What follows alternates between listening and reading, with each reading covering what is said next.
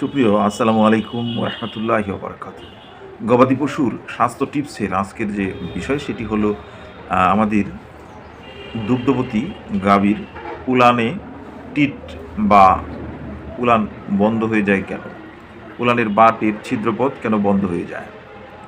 এটার যে মূল কারণ সেটি হলো দুধ দহনকালে যখন উলানে দুধ কমে আসতে থাকে তখন বাট লম্বালম্বি টানার কারণে বাটকে যদি আমরা এভাবে লম্বালম্বি টানি, এরকম লম্বালম্বি টানি, তাহলে ওইখানের সূক্ষ্ম যে নার্ভ থাকে, সূক্ষ্ম যে সুতার মতো যে রগ বলি আমরা, ইংরেজিতে বলি নার্ভ, সেই নার্ভগুলো ছিঁড়ে যায়। ওই ছিঁড়ে যাওয়া নার্ভগুলো দুই দিকে একটা স্পোর তৈরি করে এবং ওইটা একটু ফুলে যায়, ফলে দুধ আসার রাস্তা প্রতিবন্ধকতার সৃষ্টি হয়।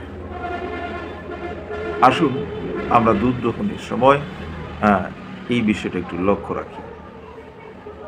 দুধ দহনের শেষের দিকে খেয়াল করব, যখন একটু দুধ কম আসে তখন দুধ একটু রেখে দিয়েই আমরা দুধ দহন শেষ করি এবং পদ্ধতিটা এরকম আড়াআড়ি না টেনে মুড দিয়ে একটা বাট এরকম মুড দিয়ে